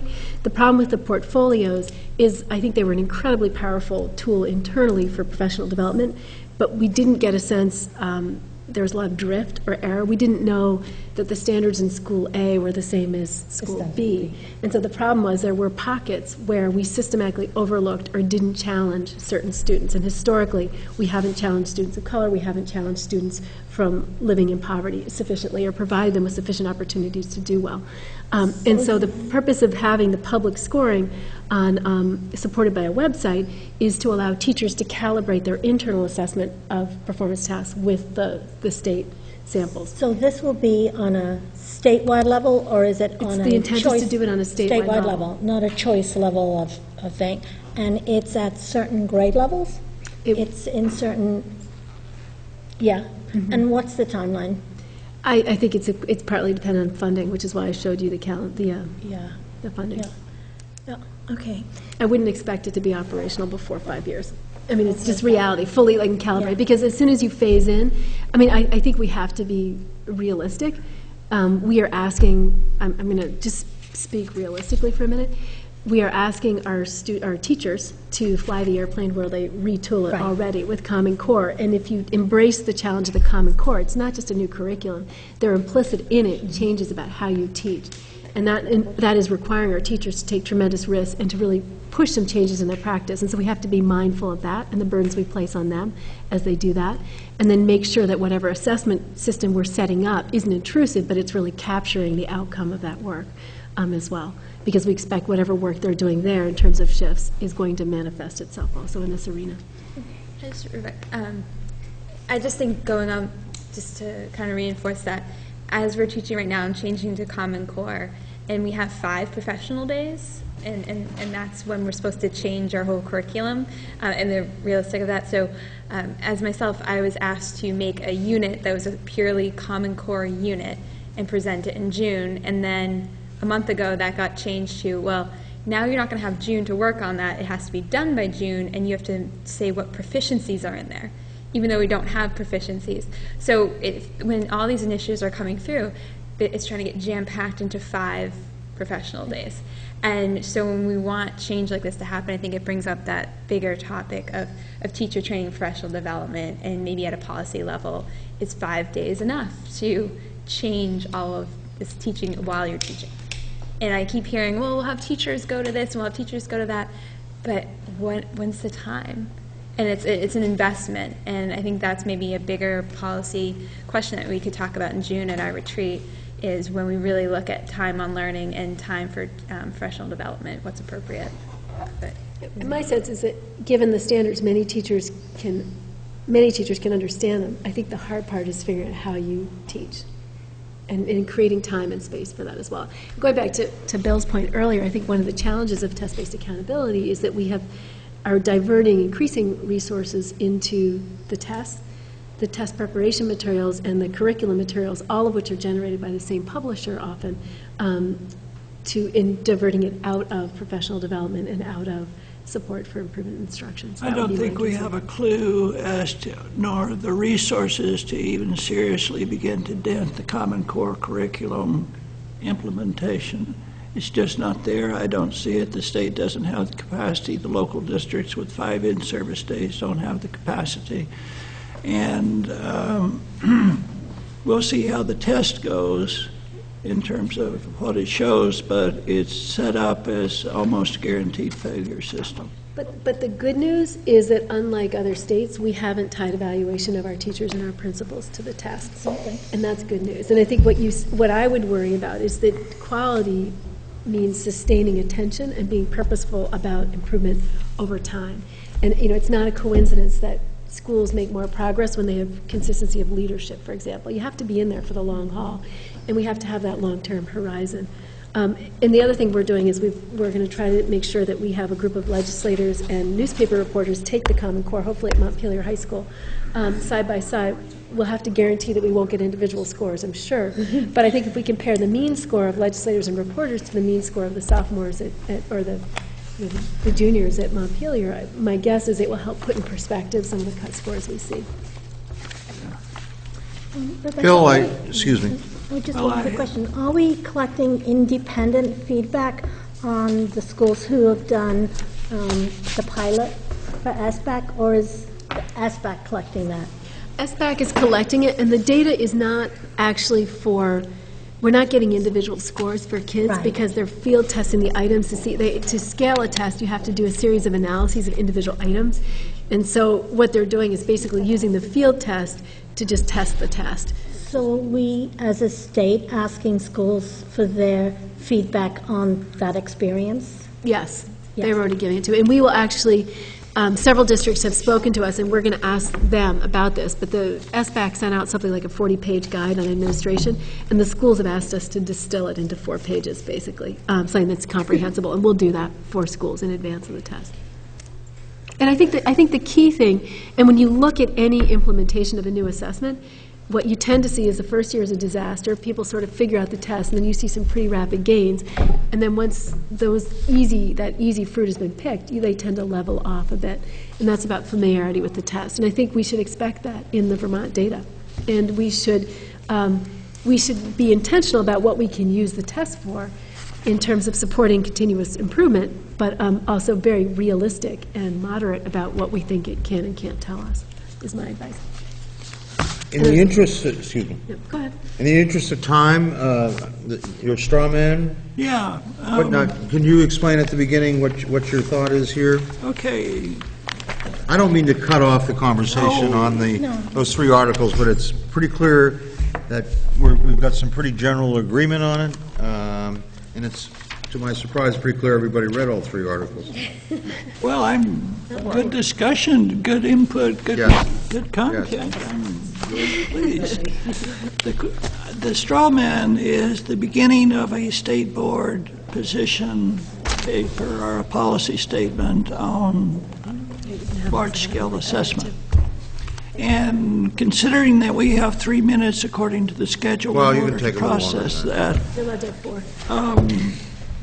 let me ask you to look over it and give me your input as to what we need to do, and we probably need to come back to this next meeting with a different draft. And so I think at this point, just gathering input would be the most useful thing to do. Would this be an ingredient in our strategic plan and/or priorities for the next year? I would certainly think so. It would certainly fit with what I would like to see. Other people will have to speak for themselves. Bill, was your intention that this was something that could be, under federal law, we're still required to make AYP determinations? Was your intent that a policy statement could be sent to all schools to be distributed with the scores? I think that was exactly what I said, wasn't it? Okay, just asking. Yes, it should be sent to the schools in the state, and it will have some implications which are sensitive and need to be thought about in terms of your interactions with the federal government, because there's some things here that they might not like, even though we're right. Well, should we go to those? Well, we can, That's just let's start at the top and see what is controversial. Does anybody have any questions about number 1, the purpose? I know some people are seeing it for the first time. So can you? If you got some word changes, I'll take those. Well, and if people are just seeing it for the first time, I mean, this is obvious, He sent it to us electronically, so we've had it a few days. right, Margaret? But not everyone had an opportunity to read it. Wonder who. My email just changed, so maybe I missed it, so. Well, And let's do it this way. Let's not take any final action on this. Let's put this into our discussion at the retreat. But Margaret, if you have some comments that you'd like to I'll make to send them Bill, to Bill. that would, no, go ahead. no, let's see have if them. we have a consensus of opinion on some of these matters. Although some members have not had a chance to read or study this, so, We're just talking. We'll come back to this at the retreat. okay. I have a concern about number 2B, where you say that testing shall be conducted in at least 1 grade level, but no more than 2 grade levels in each school, because under federal policy, we're required to test in every grade 3 through 8, and we jeopardize our federal funding, and people should be aware of that. So Well, if this was written as an advisory, that we think that good policy would involve this, that would be fine. The reality is, until the state is willing to forego federal funding, it should expect to test in every mandated grade. would people agree that I would, if I rephrased this and said good policy would be to test no more than 2 grades, But because due to federal mandate. and we could say due to federal mandate, we could put that in. I mean, if you're acknowledging, I mean, as a state, like, we would love to see this happen, but because we're bound by federal policy, we can't. But if we did, this is what we'd like. I can put that in. What's people's pleasure? I want to actually comment too that on B, you don't say standardized testing, you just start with testing. Yeah. And I think you're differentiating, at least that's the impression I'm getting, we're differentiating between standardized tests and That's that right. form of assessment, That's a good Got point. it. right? Yep. Yeah. So what you're saying here, B, is it just says testing. So you I need mean, to, you need to add standardized? Word standardized. Well, if the statement is referring to standardized, then yes. If it's referring to assessments, which I don't think that's what you mean, No. then you need to. Time for your comment that you'd shared with me about different grades and different different kinds of Right, presentations. because the headline is large-scale assessment, And I think that setting the big picture of the variety of assessments and how we need assessments that show continuous growth, and we need a wide range of material that gives us indications of growth, and that standardized testing is one piece of a bigger balanced system of assessment, and this one piece shouldn't be out of proportion with everything else, but also should be at specific grade levels. In this case, Rebecca, you said because of No Child Left Behind, and this is where I get a little wonder, because I know New Hampshire has this option 2 in development, whereas, and it may be because they're a waiver state, but schools in New Hampshire are actually signing up right now for option 2, and if they sign up for option 2, they only have to do the SBAC at 2 grade levels. They have to show they're doing other kinds of assessment at other grade levels, but it doesn't have to be the SBAC. So they're using the SAT, or they're using performance assessment and the National Test Bank. They're assessing, they're just not using the standardized test. And in New Hampshire, a district can make that choice starting next year. That's because they're a waiver Because they're a waiver state. So has the case been made for Vermont as a non-waiver state to also do that? That's what my whole call was last week with Deputy Secretary. And he said later, keep pushing back on that. Until we are willing to evaluation of teachers and principals to be based on test scores, no. Sure, has Is it going made to that be- commitment? They have made that commitment. They are committed to Okay. evaluating their teachers and principals in part on test scores. But if they're not using just standardized test scores, if they're using a range of assessments to do that, it might be a little bit more acceptable than... And there's 2 issues there, and part of it is depends how well your other assessments to differentiate. Right, So, for right. example, there was a study out of, I think it was Indiana or something, and they were talking about how, I think 90-something% of teachers were proficient or, qualified.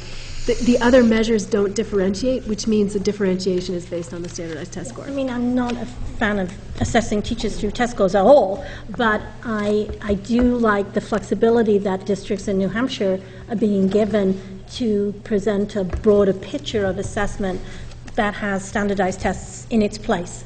Okay, how about I do something like the following, add a C under 4, which would wrap together this notion of comprehensive assessments, which would play directly off what Rebecca was just talking about before, and say that this is really our primo accountability model, meaning this system rather than the narrow test-based. Right. Just add a whole new point addressing that. Does that work? I see some nods. And we'll have to get cracking on things like the survey to get some of those other tools out fast.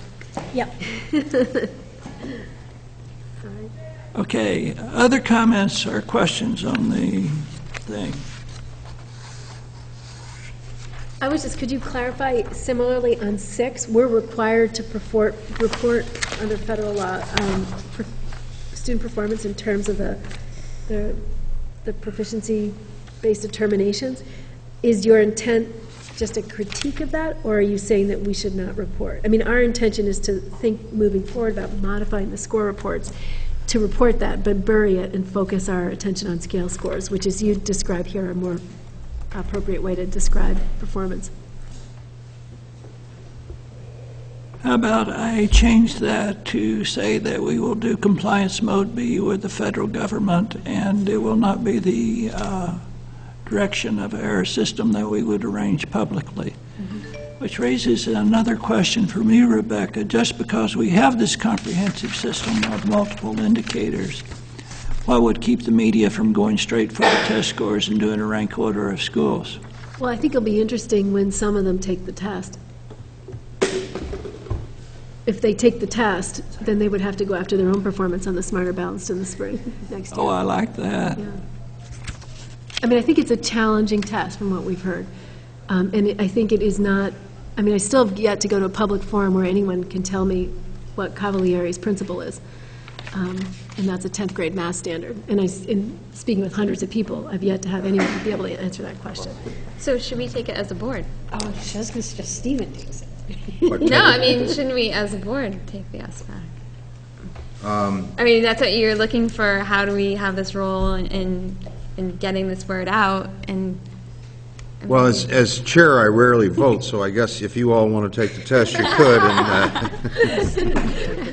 Stephen should take it. Yeah. That brings us right back to Just save that proficiency. for August, too. It brings us right back to what is proficiency. Right, it does. On the cut scores. And that's, no one can answer that. you know, I think the issue, though, is how do we have a strength-based, and when you think about the EQS, what it was focusing on was a strength-based approach. And the advantage of a proficiency model is it's not focused on whether or not you measure up, it's focused on what you can do and what the next level of work is for you, if you pitch it that way. So proficiency at your level. Where are you in this trajectory? And this is the goal. Some kids will go beyond it, but what is it that we expect? And it's a way to hold ourselves accountable for ensuring that all students are given robust opportunities, and also acknowledges... How do you explain that to somebody that's not in education jargon when you say that they're proficient at their level and we're expecting them to... well, that's That's a good question, and I think that's why this is so challenging. I would also argue, let me give you another anecdote. I was up in the North Country Career and Technical Center, and I met a student who was using a 3D printer to design some components for a device he was building. And he was using incredibly sophisticated trigonometry to do that. And he said he learned more math in that context than he ever learned in a math class in school. And part of it is the realization that different kids learn differently, and they also demonstrate skill and strength differently. And so it's just a different way of demonstrating what you're capable of doing. I wonder, and maybe it's too early, but maybe it's more for the, if this goes into our strategic plan, but if there was a lead paragraph here explaining, what the federal government is demanding and Vermont's general response to that, and some comment on proficiency-based, and so if someone else picks up this document who doesn't deal with this stuff on a day-to-day basis, I think it might be better understood. Yeah, okay. Bill, maybe also something like the parent, a friendly piece, the principals have to send that shaming letter, we feel Yes. make AYP. If a version of this went along with that letter, I think that would be very supportive and helpful for parents who then... Oh, that's a nice idea. So, okay. So you'll do another draft of this, which we'll get a chance to review before the June I meeting? will email it out before the June meeting, but if we could put it on the agenda and put it in the public documents. Anything else that anyone wants to comment on this? Well done, Bill. Well done. Thank you. Thank you. Yeah.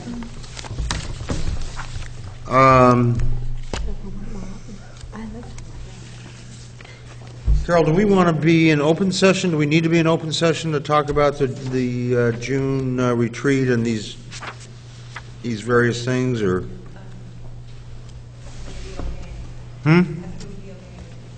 If we were in? Okay, all right, why don't you, Carol sent us a couple of things, and I really marveled at the work she did. And let me do the easy one first. We around the June meeting, we usually do a board review that you maybe all have been involved in the past. Carol has gone through the normal review that we've used in the past and updated it, and now that we're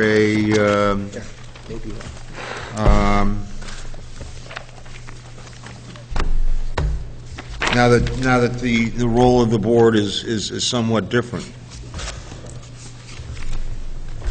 So the first, are you just seeing this for the first time?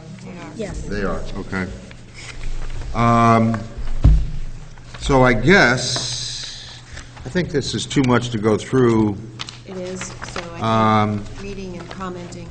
Yeah, I think if you got back to Carol with any thoughts that you had on these revisions, that would be very helpful. And I would ask you to do that rather soon, because my hope would be that we could get the finalized copy out to all board members, get you to compile it, probably electronically. We've usually had one board member, That would be Bonnie. yeah, well, She's not here, so. well, but You can really Bonnie, sign up. but Bonnie's got another assignment. She's with the meeting coming up, so I'm, Rules and decisions, which is not here now, right? Is that what you do? any volunteers? But she did it on SurveyMonkey.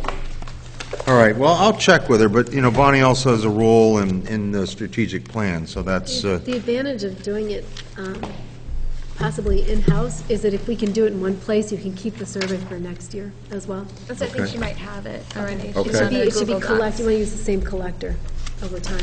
okay. I will check with It just Bonnie. saves time.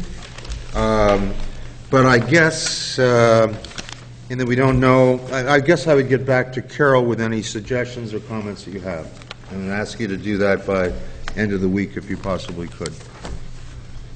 Stephen, can I address the June meeting for a minute? Sure. I held the June meeting dates, all year, and when I arranged my schedule around them, so I'm going to be in Arkansas the week after the June meeting dates were scheduled, and when there was potential conflicts with the June meeting dates, I did let Carol know that the following week I would not be available. I think it's unfortunate that I'm not able to attend the retreat. I think the retreat was really helpful last year, and I think I was able to make a positive contribution in terms of the priorities document. So I'm disappointed that it wasn't able to be worked out so I could be at the retreat. Because we will be celebrating not only Lachlan, but we'll be celebrating Carol's departure, too. We're not celebrating that. Well, isn't that the way you put it? Well, I don't, no, celebrating the contribution that they've made to There you the, okay. No, I didn't mean to celebrate that we're getting rid of them, no. You might be. So, and I don't know how, I'm going to leave it up to you who else should be included and involved in that and making the dinner reservation. Okay? Something really good, Carol. Something really good. Okay. And I don't know how we're going to, I mean, the finances, we'll get into that later, I guess. All right, Stay in so, the dorm with me at UVM. No. Save some money. That's where I'm going to Stay be. at my house. I spent all the nights I ever need to spend in a dorm. Thank you you. very much. Can chaperone with me. No. Especially UVM. So the two big issues that we're going to be dealing with, aside from our regular meeting, go ahead. I'm going to have to run out. Is, our strategic plan, and I gather the committee has not met very often, so I'm not sure where we are on that. Who actually serves with Bonnie on the strategic planning committee? Over here. I've attended one meeting. It was the meeting we held at Rochester School. It was for a part of the meeting, and we weren't all there. There hasn't been any communication about other potential meetings. So it's Margaret, Bonnie, Stacy, and Bill. And Stacy and Bill were both on very busy other Right, committees. on the legislative committee. Yeah, so Bonnie and I met in Rochester, but there hasn't been any communication about convening any other meetings before or after board meetings or other times. All right, well, I guess I'm going to contact Bonnie and see how she intends to fulfill this, and maybe it's not going to get done at the June meeting. I don't know. But I was also hoping that conversation would lead to at least a draft of our priorities for the next year. And you'll see Carol has prepared a chart of where she thinks we are with our 5 priorities. And the next steps column on that document are suggestions from Rebecca as to steps that the board might consider taking. So I would, let me ask you this, I would think this would at least serve as a document to have a full board discussion on what our priorities would be for the next year. At that time, would we be looking at new priorities and As revisions? well, yes. We may very well go over these and find out, I'm just going to pick a number, exit, and then goal number 3, we have not fully completed yet, so that remains. Or we may say exit. Goal 3 was a mistake, and we're going to forget it. But we ought to come up with at least five goals for the next year. And I would suspect that one proposal might be going back to the consolidation and governance structure that maybe not everyone will agree with. Okay? So again, if you have any comments or any updates on this document, because this really is work that you have done, or you perceive that you have done. Updates over the past year. Like past year, yeah. Okay. So. Which, in your wildest imagination, you may have thought you had done. That's a nice, gentle little. So I'm known for my gentleness. So I think that's all we need to cover. I think, yeah. I will have an updated version of the actual strategic plan. I just didn't have time yesterday to get that together. I'll also send that to you, just so you'll know where you are with that over the last 4 or 5 years. Thank you. So, you know, that would be another piece that I would think that you would want to look at and do a little evaluation on before you embark. Anyway, quick way to check on the next discussion. I also, for just the minutes in the record, want to approve or recognize the financial report that Bill sent, which I am not finding very quickly. There you go. So let the minutes show that we received a financial statement as of April 30th, showing that we had spent about 93% of our budgeted expenses for the year. Turn it over. I think you might be at 90%. At what? Make sure that the date is... At 90%, yes. What am I looking at over here? That's last year. Oh. So we're ahead of, so we're 3 percentage points ahead of last year at this juncture. So we'll just have the minutes reflect that. I don't think we need a motion on that. Any other business to come before the monthly board meeting? If not, I would entertain a motion to adjourn. So moved. Second. All in favor, say aye. Aye. Those opposed, say no. Oh, thank you. Okay.